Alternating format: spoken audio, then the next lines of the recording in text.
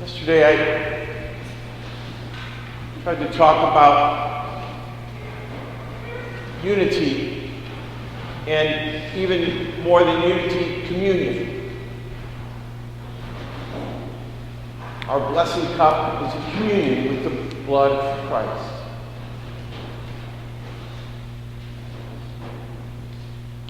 And on this day where we ponder especially Jesus' suffering and death, and the reason for it being for sins, for our sins, it's worthwhile, it seems to me, asking ourselves, what are those sins, in particular, to the context of this communion that we share?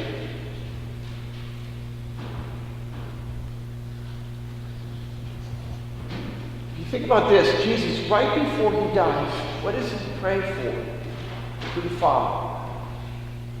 That they may be one. He prays that we will have this communion. So this must be important. I think it's more important than we think it is. And if you ever pay close attention, you'll notice that something that is in all of the Eucharistic prayers is a prayer for the communion of the church. That we be, and actually it shows up in two places, but that we be in communion with each other, communion with our Holy Father, communion with our Pope, and all the clergy. So what are the threats to this communion? There are too many really to talk about. I just want to highlight a few things. One, if you remember, I talked about, and it wasn't my idea, it was from John Paul II, talked about invisible communion and visible communion.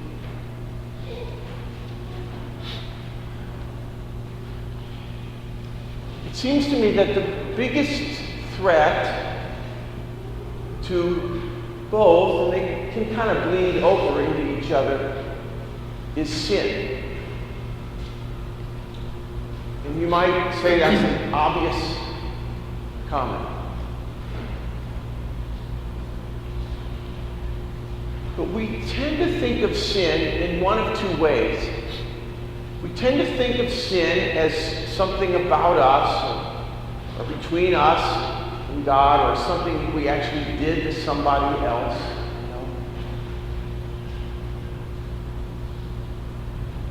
Or we tend to think of sin in kind of a general way. But the sins that we don't think about, it seems to me, very often, is that even the sin that I commit in complete isolation, on vacation or in my rectory, someplace where nobody sees me, affects still the communion that we share. It affects you.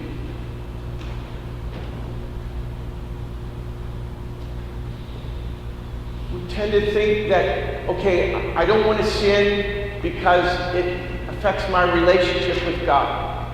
Or sometimes in the context of, say, we're pondering the Passion, we say my sin is part of what brought Jesus, the necessity for Jesus' passion. If you remember Vinnie Finn's little book on the 7 reasons for confession, whatever that, I can't think of the title at the moment. He makes this comment that sin is personal. It affects a person, Jesus. Right? And that's the way we think of it. But think about this. This communion that we talk about, I talked about it last night, it's just deeper than our life on the surface. what's the image that Paul uses for the church? Is a body and its members.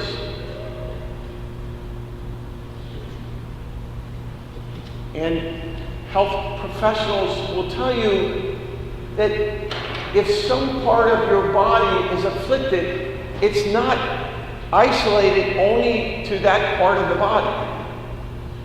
That illness in one part of the body affects the whole body in some way. Sometimes to a greater degree or a lesser degree. And it's the same with us. An affliction anywhere in the body affects the entire body. Just because we're not aware of it doesn't mean it doesn't affect us. And to meditate deeply and often on the communion of saints brings this up. And so whatever sin is being committed in India right now affects us. And our sin affects the people in Africa on this, you might say, ontological level. And so, here's a very poor analogy, but as you know, I like to go down the river in the morning. And usually the rivers, unless it's windy, the river's pretty smooth and calm, unless it's barges. But even, 3 in the morning or 4 in the morning, there's not much traffic on it. And the other morning I was down there just after I finished the rosary, I was sitting just looking at the river, and catfish jumps up and back down, plop. And I watched this ripple, and it went all the way across the river, And that's what sin does, and it's what good acts do too. It's not just sin that affects the whole body. One thing I would mention, what affects the unity, the communion of the body? Sin harms that.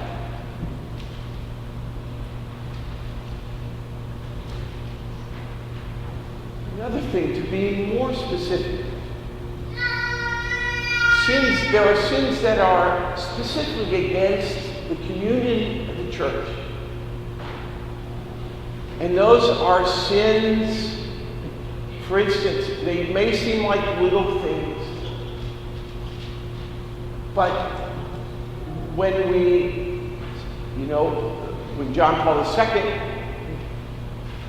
was Pope, when Benedict was Pope, I hear the liberals complain, make comments about it.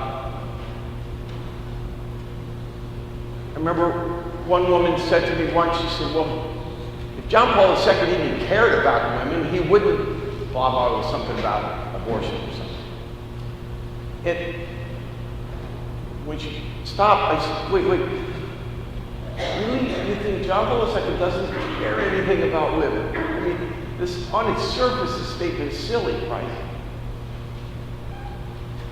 But now with Pope Francis, now those who are more conservative, I hear complain, and I've caught myself a couple of times, instead of just saying, I don't understand what he's trying to say here or teach, I've found myself, there are times when I've rolled my eyes or said something,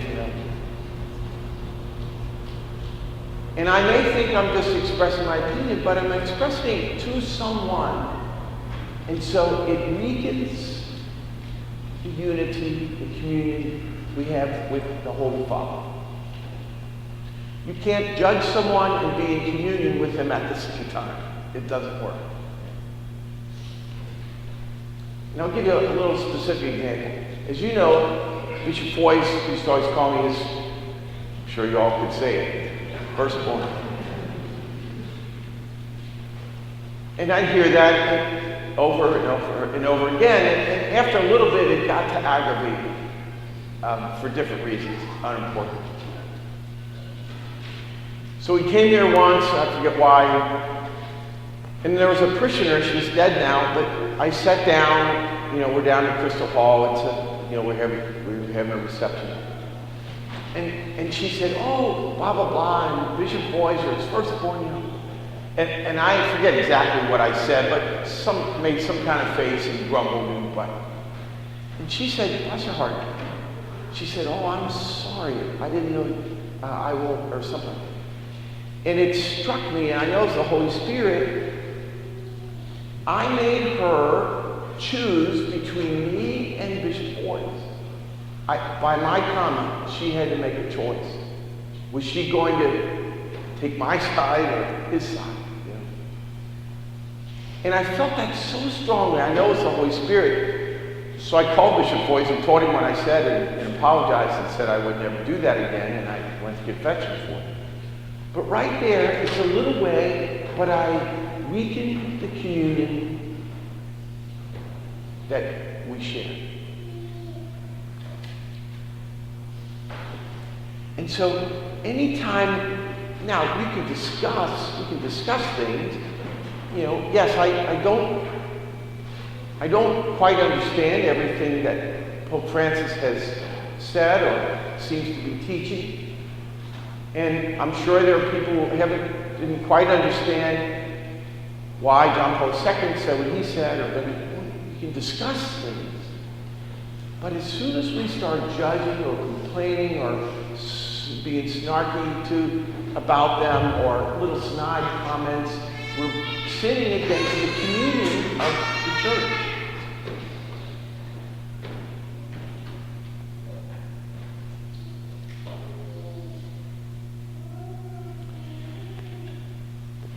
Here's another one. I love and hate this comment, this line in the first reading.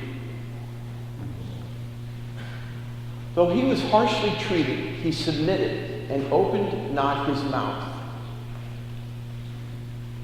I've said this before, but a lot of the sin against communion among us is done by the second person, I call it. So the first person does something, I don't know, parks in my driveway. Actually, I have a terrible, here's a worse example. I knew this guy he would complain to me, this is years ago, his neighbor's dog barked and barked and barked and barked, and the neighbor wouldn't do anything about it. Finally, he poisoned some meat and threw it across the fence. The dog ate it and died. Besides the psychological problems in that, should the neighbor have done something? Absolutely, he should have done something. The neighbor started it, right, you might say. And if you hear echoes of your 4-year-old or 6-year-old, it's on purpose. He started it. And the argument by the second 6-year-old is that was not my fault. I hit him because he did that. So he should, that's a terrible argument, right? Though harshly treated, he submitted and opened not his mouth. Blessed are the meek, for they will see God.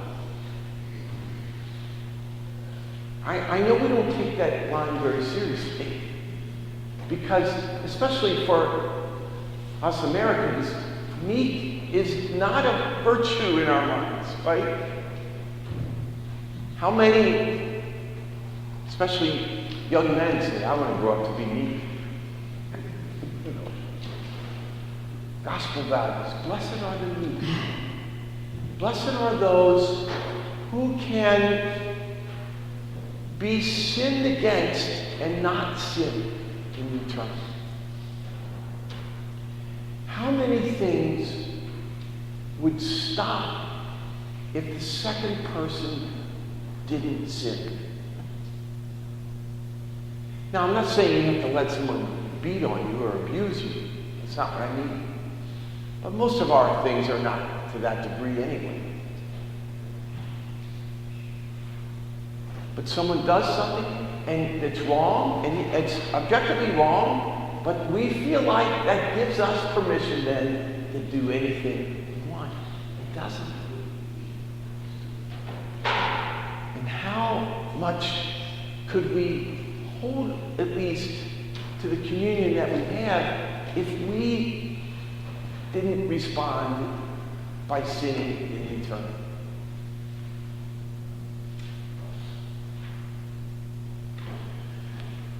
A lot of other things have occurred to me around this topic, but I'll stop there. But on this day when we say, Jesus died for our offenses, right? By his stripes we were healed. He took on our guilt. It would behoove us to think about that guilt, think about that sin. What are the sins that we commit? And besides all the things we could mention, against the commandments and this, that, and the other,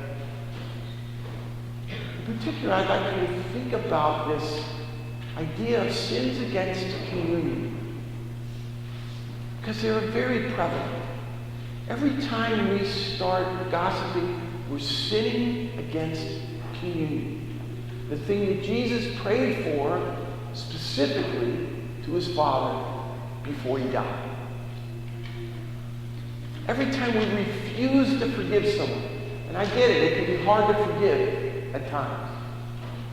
But there's a difference between struggling to forgive someone and refusing to forgive them. Every time we refuse to even try to forgive, we're committing sins against the communion in the church that Jesus prayed for so specifically. Every time we strike back, every time we fight fire with fire, so to speak, we sin. We're responsible for our actions. Someone strikes you on one cheek, give them the other. That's not a value that we hold in our world. That's a gospel value.